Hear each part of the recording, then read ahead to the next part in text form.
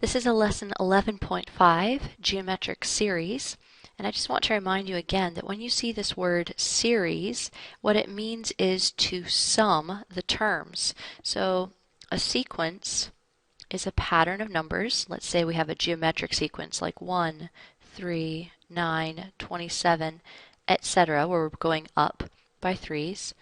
The series of that sequence would be to add all of the terms together. So 1 plus 3 plus 9 plus 27, etc.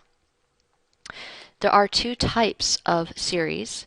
There is finite and there is infinite. We saw this again before, that finite means you're talking about something that ends, and infinite means it keeps going on and on.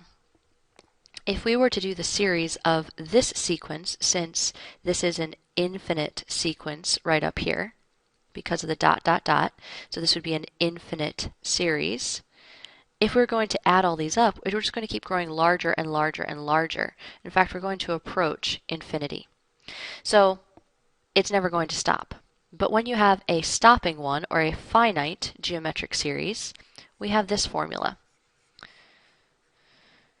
You need to know what your starting term is, and you need to know what your R is. And let me highlight for you that this little n here is acting upon the R. Also, please put parentheses on the bottom. Your calculator will thank you for that. So let's practice using this. Evaluate the series to the given term. So here we're asked for S sub 6, meaning we're supposed to add up the first 6 terms. We have to know A sub 1, which we see here in our pattern is 4, and we have to know R. R is what's the jump that's happening from term to term. So 4 times 3 is 12, 12 times 3 is 36, so we'll say R is 3. That's all we need to get our formula.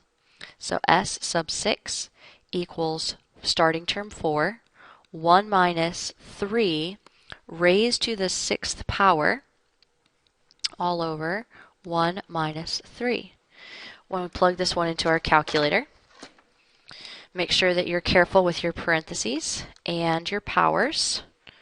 And so we come up with 1,456 is the sum of the first 6 terms in that pattern.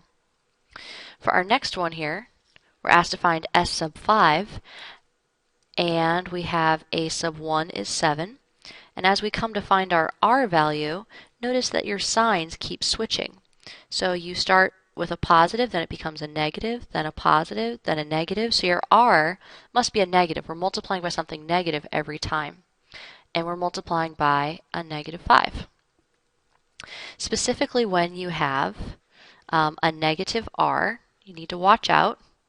So let's do 7, 1, minus. But this R here, negative 5, needs to go in its own separate set of parentheses raised to the power, because this negative on the R is also affected by the exponent. Down here, you don't have to have a separate set of parentheses. You can, but you don't have to, because we're not raising negative 5 to a power. We're automatically combining it with the 1. And again, in our calculator for this one,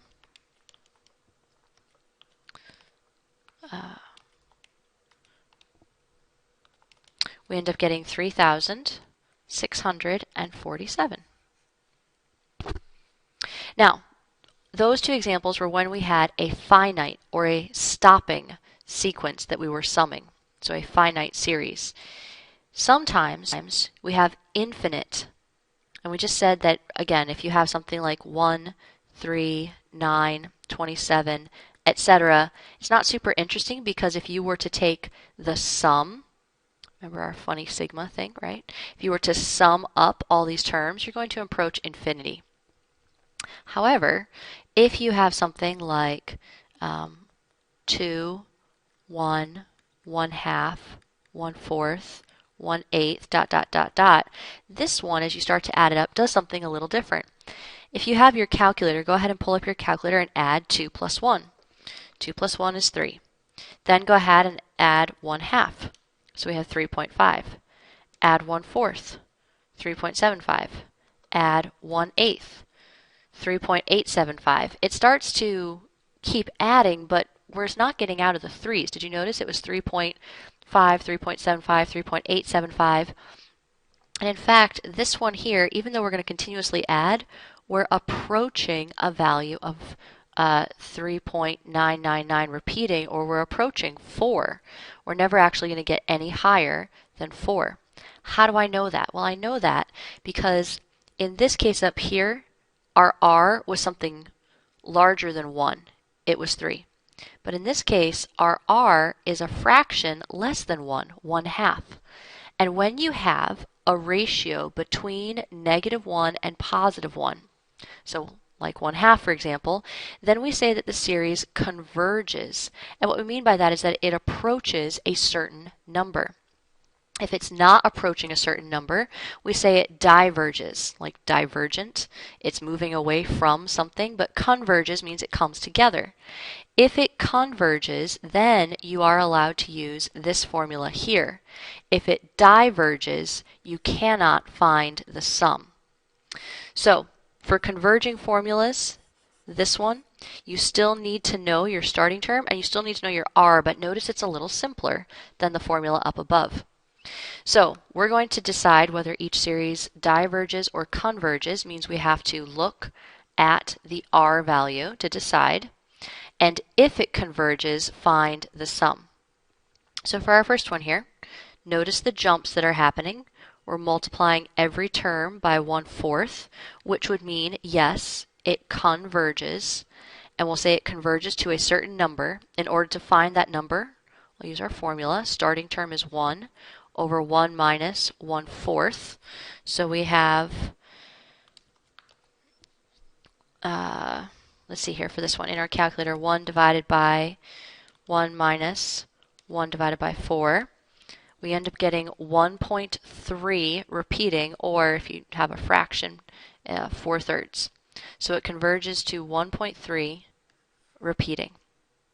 On our next one, notice the R. R is 2. Because it's outside of -1 and 1, this one diverges. And so there's no sum. It's going to keep growing and never stop. 6 plus 12 plus 24 plus 48. It's going to keep getting bigger and bigger and bigger and bigger and bigger. This one down here, check your ratio. Ratio is 1/2 again. So this means it converges. And it will converge to a certain number. To find that number, S equals starting term, so 4, 1 minus the R, and on our calculators this comes out to be 8. So 4 plus 2 is 6, plus 1 is 7, plus 1/2 is 7.5, plus 1/4 is 7.75, plus 1/8, 7.875. It's getting really, really close, but only coming up to 8. It will never go beyond it.